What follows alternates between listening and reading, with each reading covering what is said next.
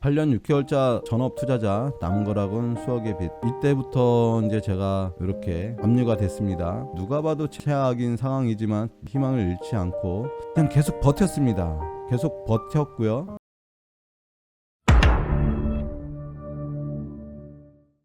안녕하세요, 버저비터입니다. 반갑습니다. 어제 오늘 지수가 좀 많이 밀리면서 리튬 관련주랑 전기차 배터리 관련주가 좀 많이 밀리고 있네요. 저도 그래서 어제 오늘 좀 손절이 있었고요. 손절 있고 아직도 한 종목이 좀 물려있는 종목이 있어서 이번 달에 지금 뭐 1130, 980 해서 한 2100만원 정도 수익 중인 걸로 되어 있는데요. 그 종목 내주고 나면 이번 달은 일단 수익은 없이 일단 이걸로 뭐 퉁칠 것 같아요. 그럼 뭐 새로 시작해야죠. 뭐 욕심 없이 또 아직 3월달이 3주나 남았기 때문에 차근차근 해보도록 하겠습니다. 요새 또 저의 그 문제점이 제가 이제 또 그런 문제점이 또 요새 좀 노출이 되는 것 같더라고요. 어떤 문제점이냐면 비중이 점점 세지고 있다는 그런 느낌. 그래서 요거를 다시 좀 조절을 해야겠다. 요때까지 이렇게 해가지고요. 제가 2월 16일부터 계속 연속해서 이제 수익이었어요. 그러다 보니까 뭐 하루 이틀 뭐 3, 4,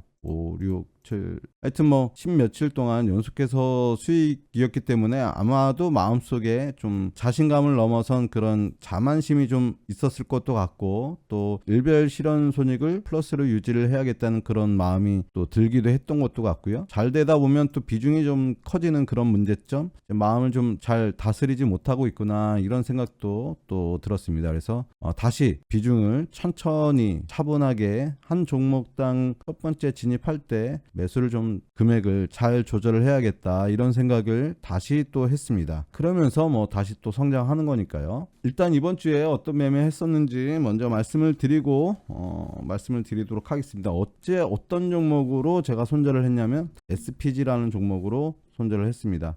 진짜 이 종목에 제가 비중이 좀 많이 들어가서요. 이게 벌써 하나 둘 셋 넷 다섯 번 이렇게 샀잖아요. 근데 이게 들어갈 때 여기서 좀 비중이 좀 많이 들어갔어요. 상한가를 이제 갈 것 같아서 여기서는 이제 평단가를 낮추기 위해서 추매를 했는데 그냥 손절을 했습니다. 그래서 퍼센트로 한 마이너스 한 3, 4% 정도 된 것 같은데요. 금액이 제법 많이 들어가면서 이제 손실이 좀 컸습니다. 근데 제 평단 제가 이제 익절 가격이 23,600원인데 어제 시간에 가는 거 보고 진짜 근데 뭐 어쩔 수 없는 노릇이고요. 그래서 이게 좀 영향이 계속 있었는지 어땠는지 하여튼 좀 그랬습니다. 그리고 이번 주에 또 손절했던 종목은 성일 하이텍입니다. 성일 하이텍으로 여기서 이제 샀다가 익절하고 또 수익 잘 보고 팔고요. 여기서 팔았던 거 일부만 팔고 일부는 가져왔는데 여기서 이제 아침에 손절을 했습니다. 손절을 성일 하이텍으로 한 500만 원씩 한 1000만 원 정도 내줬을 거예요. 아마 한 430 해서 한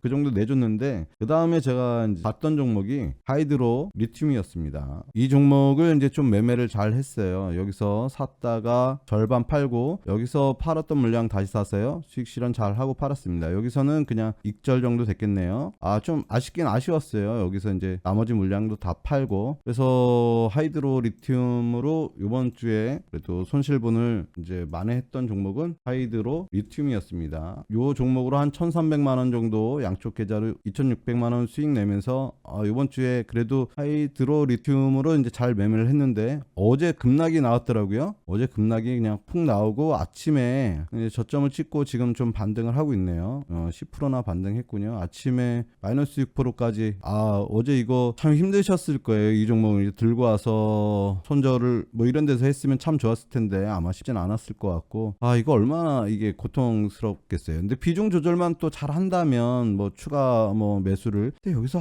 사실 물려 있으면 선뜻 뭐 추가 매수가 나가기가 좀 어렵지 않나요? 그게 또 밀릴 수도 있을 것 같고 어려운 부분입니다. 사실 최저점에 사실 추가 매수한다는 건 뭐 굉장히 좀 어려운 일이죠. 그리고 카나리아 바이오는 이렇게 가고 있네요. 그때도 제가 유튜브 영상에서 목요일날 갔을 때 말씀을 드렸는데 저는 그냥 뭐 18,000원에 이날에 이제 팔았는데요. 이렇게 많이 올라갔습니다. 뭐 제가 판 가격에서도 꽤 많이 올라갔지만 이거를 이렇게 돌파하고 본격적인 시세가 나오는 경우들도 있더라. 그런 경험을 아마 여러분들도 나중에 꽤 많이 하실 겁니다. 그래서 근데 그게 종목이 18,000원에 팔았으니까 얼마야? 근데 다 못 먹죠. 그냥 한번 재보는 겁니다. 아니 많이 갔네. 그러면 요렇게 해서 제가 요번 주 매매 내역은 요렇게 보면 될 것 같고요. 뭐 나머지는 짜잘짜잘한 거니까 여기에 우리 그 카페에 더 트레이딩 2021 카페 제가 여러분들한테 종종 이제 말씀드리죠. 크니까 살짝 창을 좀 줄이겠습니다. 지난번에 제가 여기에 있는 제 글을 보고 이렇게 말씀을 드리겠다 이렇게 했었는데요. 지난주에 뭐 하다 보니까 또 못했어요. 여기 강사 칼럼이 있습니다. 강사 칼럼에 버저비터 있죠. 여기 버저비터를 클릭하시면 제 글이 있고요. 뭐 우리 절체신공님, 뉴아트쌤, 혼마쌤, 뭐 파더쌤 여기 이제 있으니까 한 번씩 보시면 될 것 같습니다. 예, 제가 첫 번째 썼던 글인데요. 2018년도 4월 19일 날 버저비터 아이디를 이제 달고 아마 거의 첫 번째 썼던 글일 거예요. 여기에는 그때 이거 뭐 수급 매매할 때 수급을 적어 놓은 거고 이렇게 저의 그 모든 걸 이제 기록해 뒀던 건데요. 이때 제가 이것만 기록했던 건 아니고 시간에 있죠.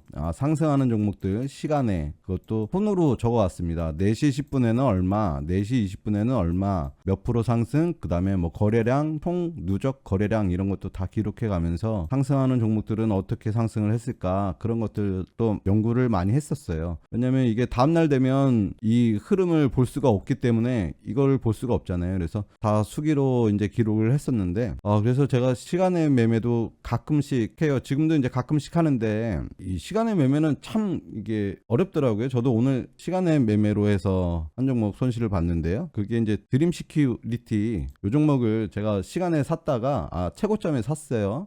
4,100원인가에 샀는데 손절했습니다. 그냥 또 2% 손절했네요. 4,022원에 팔았는데요. 이런 것들 이렇게 팔았죠. 매수는 없는데 가장 높은 가격에 사서 손실을 봤습니다. 이렇게 시간의 매매라는 거는 참 제가 생각하기에는 참 이렇게 승률이 꽤 높진 않아요. 근데 꽤 높지는 않은데 저도 가끔 합니다. 그래서 여러분들이 그 시간의 매매는 어떻게 하는 건가요? 라고 이제 여쭤보시는 분들이 많은데 이걸 또 다른 분이 또 강의를 하셨더라고요. 제가 1등 왔다 그 아이디 달고 이제 매매를 하고 있었는데 그때 다른 분이 1등 하고 계셨고 제가 2등을 하고 있었습니다. 근데 갑자기 어느 날 보니까 제가 3등으로 내려간 거예요. 전날 수익을 잘 냈는데도 불구하고 또 이분이 어떤 매매를 하나 한번 궁금해서 열어봤는데 이분이 시간의 매매를 하시더라고요. 저는 그때 무릎을 탁 쳤습니다.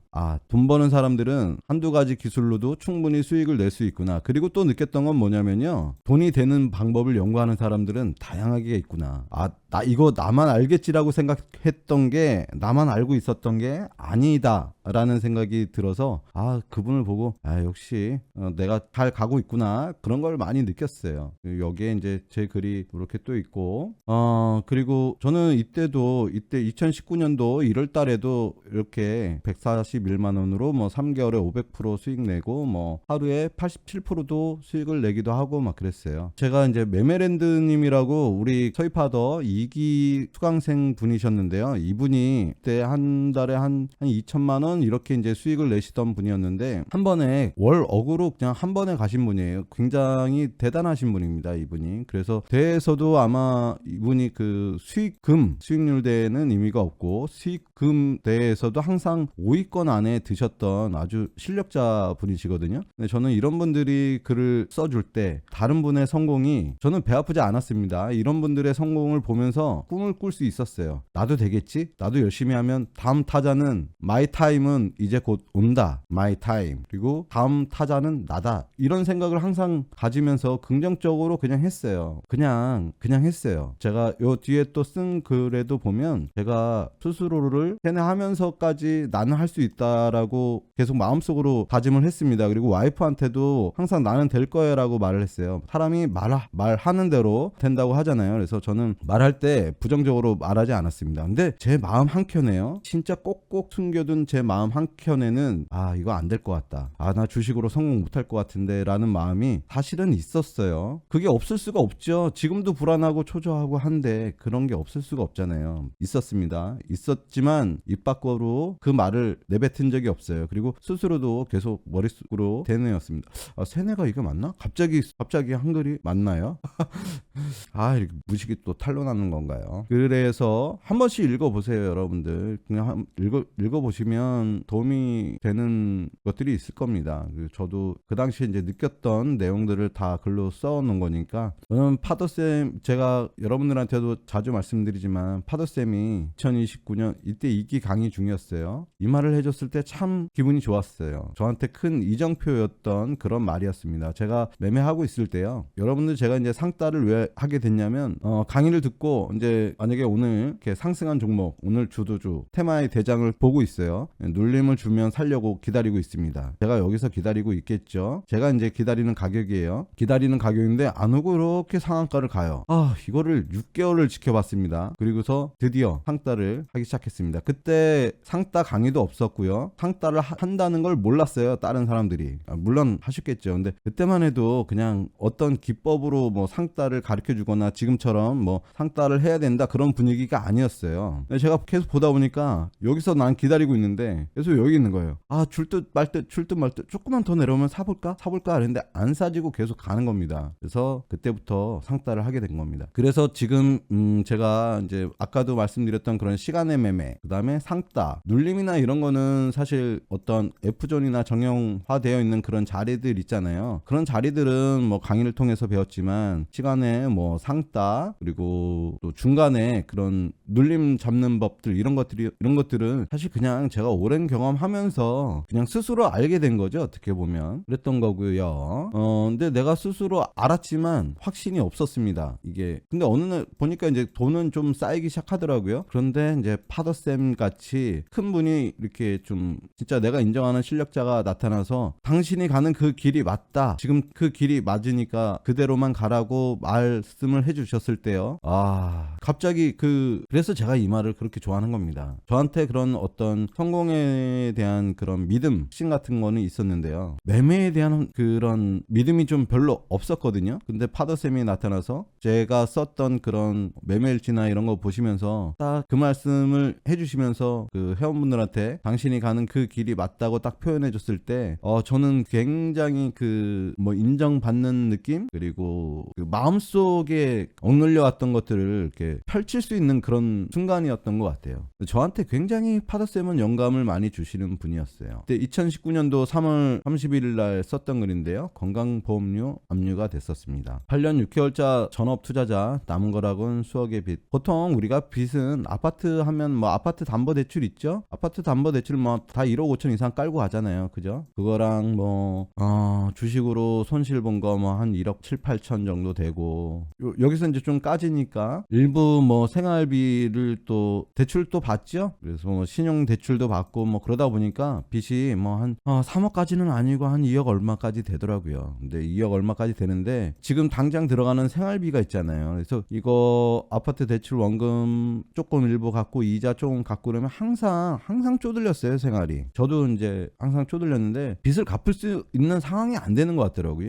한 25년 30년 동안 갚아야 되는데 그냥 뭐 근근히 나중에 갚을 수는 있겠죠. 그래서 이 빚이 이렇게 남았습니다. 근데 제가 와이프한테 그 얘기를 자주 했었어요. 그때 내가 이 빚을 다 못 갚고 죽는다면 이 빚이 이제 자식들한테 넘어가잖아요. 그래서 죽는 그 순간까지 마우스를 클릭하다 죽을 거다. 진짜 마음이 그랬어요. 농담 반 진담 반처럼 저도 굉장히 처절했습니다. 그리고 지금은 조금 뭐 그래도 괜찮아졌죠. 우리가 뭐 진짜 막연하게 돈을 벌고 싶은 생각으로 사실 주식에 입문하는데 그게 우리의 발목을 잡죠. 족쇄가 되기도 하고. 이때부터 이제 제가 이렇게 압류가 됐습니다. 압류가 됐는데요. 참 저는 제가 여러분들한테 어떻게 보면 여러분들 노력하면 다 될 수 있습니다 라고 말할 수 있는 거, 그리고 뭐 노력하면 사실 뭐 노력한다고 해서 열심히 뭐 10년 이상 매매한다고 해서 사실 주식으로 성공하는 건 아니죠. 근데 저는 이런 마음으로 어쨌든 누가 봐도 최악인 상황이지만 근데 저보다 더 최악이신 분들 많아요.